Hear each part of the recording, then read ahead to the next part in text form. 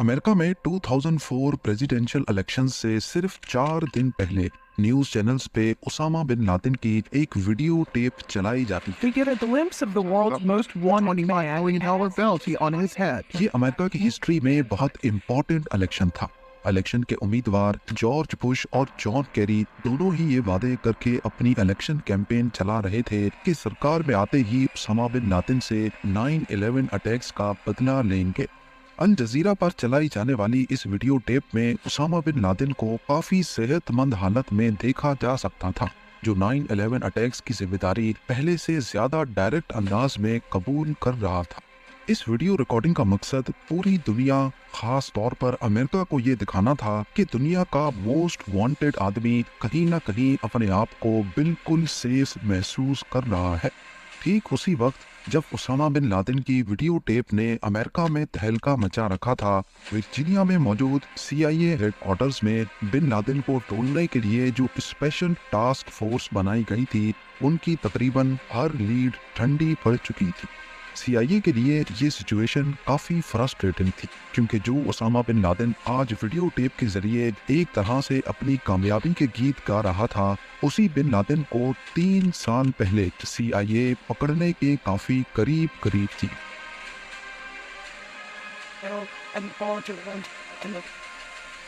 Nine 9/11 सानहे के अगले ही महीने अमेरिका ने अफगानिस्तान पर कब्जा करके अल कायदा के फाइटर्स को मुल्क के ईस्टर्न पार्ट में धकेल दिया। यहाँ अल कायदा के जंगजुओं ने खुद को टोरा बोरा की गारों के अंदर मोर्चा बंद कर दिया और CIA का ख्याल था कि उसामा बिन लादेन भी यहीं पर है। लोकल अफगानियों के साथ मिलकर अमेरिकन आर्मी ने टोरा बोरा में अल कायदा के खिलाफ खूब जंग लड़ी, लेकिन जब उनको कोई कामयाबी नहीं मिली तो हैवी एयर स्ट्राइक्स का फैसला किया गया। पर जब तक अमेरिकन आर्मी ये जंग जीतती, बिन लादेन यहाँ से भाग चुके थे। लड़ाई खत्म होने के बाद सिर्फ 20 लोग ही पकड़े गए और CIA उसामा बिन लादेन को पकड़ने का पहला सुनहरा मौका गवा बैठी। पर CIA को ये मालूम नहीं था कि यहाँ से पकड़े जाने वाले 20 में से एक आदमी ऐसा है जो बिन लादेन को ढूंढने के लिए उनका रास्ता खोल देगा। ये मोहम्मद अल कहतानी था, जो पकड़े जाने से पहले CIA के लिए बिल्कुल नया नाम था। इसने खुद ही अल कायदा से कनेक्शन की तरदीद की और कहा कि वो अफगानिस्तान में फैल्कन के शिकार के लिए आया है, लेकिन CIA ने जब उसकी फिंगरप्रिंट रिकॉर्ड की तो वो उनके सिस्टम में मैच कर गई। 9/11 सानहे से सिर्फ चंद हफ्ते पहले एक शख्स ने ऑरलैंडो इंटरनेशनल एयरपोर्ट पर यूनाइटेड स्टेट्स में एंटर होने की कोशिश की थी। उसके पास $2800 कैश और 1 वे टिकट था। कस्टम्स एजेंट ने उस शख्स को शक की बिना पर USA में एंटर होने की परमिशन नहीं दी और उसको वहीं से वापस भेज दिया गया। ये शख्स कोई और नहीं बल्कि टोरा बोरा की गारों से पकड़ा जाने वाला अल कहतानी था, जिसकी फिंगरप्रिंट CIA के सिस्टम में पहले से रिकॉर्डेड थी। मोहम्मद अल कहतानी का अल कायदा के साथ कनेक्शन जोड़ने के लिए CIA के पास एक और वजह भी थी। ठीक उसी दिन और उसी वक्त जब इसने USA में एंटर होने की कोशिश की थी, ऑरलैंडो एयरपोर्ट के फोन बूथ से UAE में मौजूद अल कायदा के टेलीफोन नंबर पर एक कॉल की गई थी। क्योंकि अल कहतानी उस वक्त एयरपोर्ट पर ही था, इसी वजह से CIA को शक है कि ये फोन कॉल किसी ऐसे शख्स ने की थी जो उस वक्त अल कहतानी को रिसीव करने आया था, यानी कि उसका साथी। फोन कॉल के अलावा FBI को उसी दिन ऑरलैंडो एयरपोर्ट की पार्किंग में एक लावारिस गाड़ी भी खड़ी हुई मिली। ये गाड़ी मोहम्मद अता ने रेंट पे ली थी, वही मोहम्मद अता जिसने 9/11 अटैक में अमेरिकन एयरलाइंस फ्लाइट 11 को वर्ल्ड ट्रेड सेंटर के नॉर्दर्न टावर से टकराया था। इन सारे वाकयात का मोहम्मद अल कहतानी के साथ कोई ना कोई कनेक्शन तो जरूर था।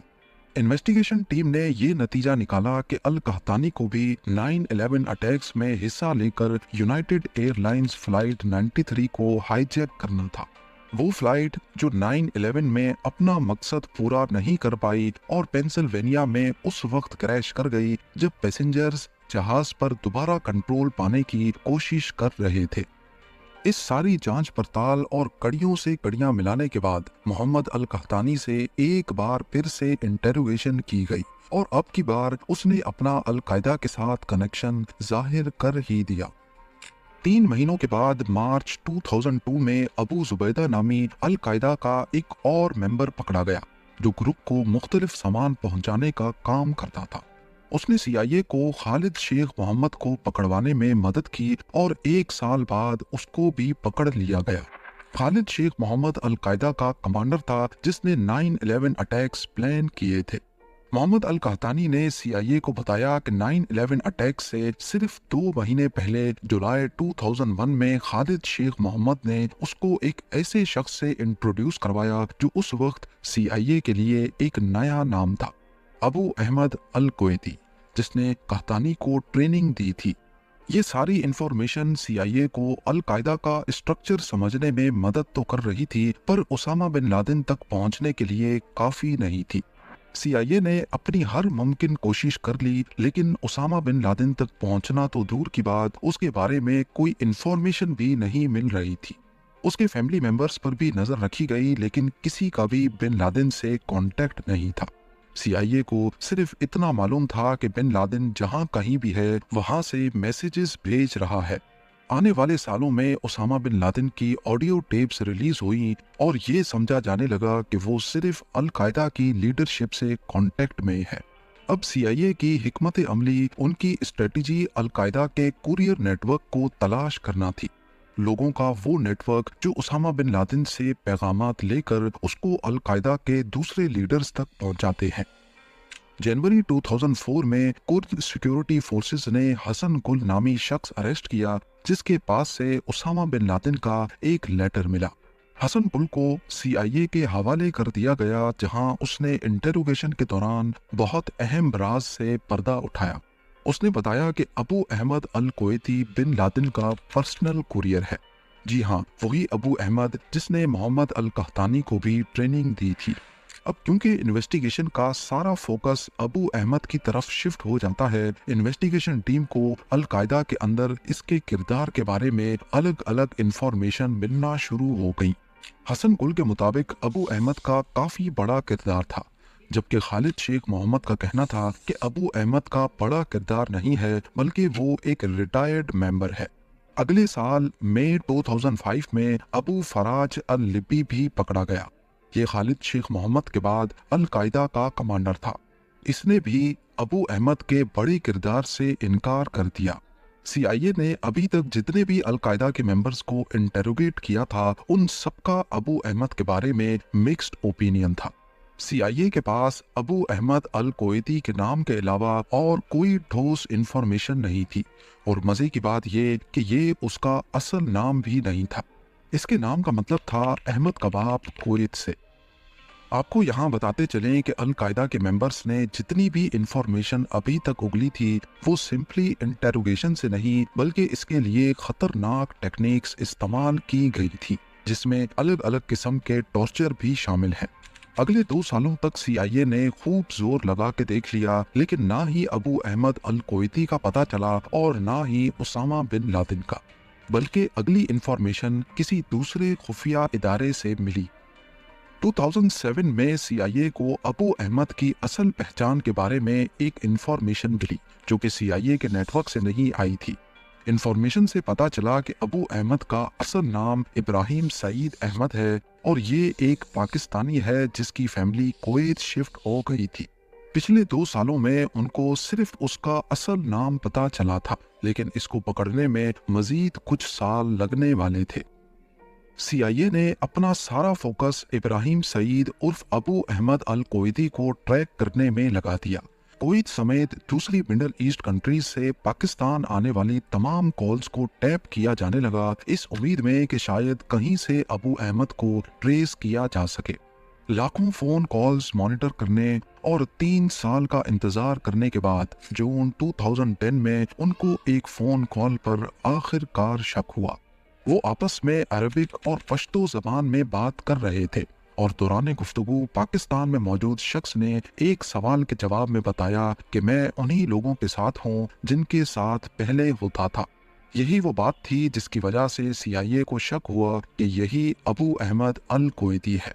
इसके अलावा ये पाकिस्तान में बैठा शख्स अपनी लोकेशन को ट्रैकिंग से बचाने के लिए हर मुमकिन कोशिश कर रहा था। उसका मोबाइल सिर्फ चंद मिनटों के लिए ऑन होता और फिर दोबारा से बंद हो जाता, और ये सिर्फ तभी ऑन होता जब ये पेशावर जाता था। इन सारी हरकतों से इन्वेस्टिगेशन टीम को पक्का यकीन हो गया कि यही अबू अहमद अल कोयती है। लिहाजा अब ग्राउंड लेवल पे इसकी जासूसी शुरू कर दी गई। इसके लिए अगस्त 2010 में एक पाकिस्तानी CIA एजेंट को ये काम सौंपा गया। पहले उसने पेशावर में अबू अहमद को आइडेंटिफाई किया और उसका पीछा करना शुरू किया। कई घंटों की ड्राइव के बाद अबू अहमद अपने घर में चला गया। CIA को अबू अहमद के घर का मालूम पड़ चुका था, लेकिन इस बार वो कोई गलती नहीं करना चाहते थे। वो चुपके से उस पर नजर रखने लगे, क्योंकि वो अबू अहमद ही था जो CIA को उसामा बिन लादेन के ठिकाने तक पहुंचा सकता था। कई दिन गुजर जाने के बाद भी अबू अहमद किसी ऐसी जगह नहीं गया जहां बिन लादेन हो सकता है। तभी CIA को शक हुआ कि शायद बिन लादेन कहीं और नहीं बल्कि इसी कंपाउंड में अबू अहमद के साथ ही रहता है। बेशक अभी तक अमेरिका को 100% कंफर्म नहीं था, लेकिन जिस शख्स को वो पिछले 10 सालों से ढूंढ रहे थे वो शायद यहीं पर था। यहाँ पर इंटेलिजेंस एजेंसी का काम खत्म हुआ और एक्शन के लिए स्पेशल यूनिट को इस घर में रेड करने का मिशन सौंपा गया। 1 मई 2011 को रात 11 बजे 2 ब्लैक हॉक हेलीकॉप्टर्स अफगानिस्तान की जलालाबाद एयरफील्ड से टेक ऑफ हुए और एबटाबाद में बिन लादेन के कंपाउंड की तरफ बढ़ने लगे। ये मिशन अपने तौर पे काफी कॉम्प्लिकेटेड था, क्योंकि एक तो अमेरिका ने इसके बारे में पाकिस्तान को भी नहीं बताया था, और दूसरा ये कि बिन लादेन का कंपाउंड पाकिस्तानी मिलिट्री एकेडमी से काफी करीब था।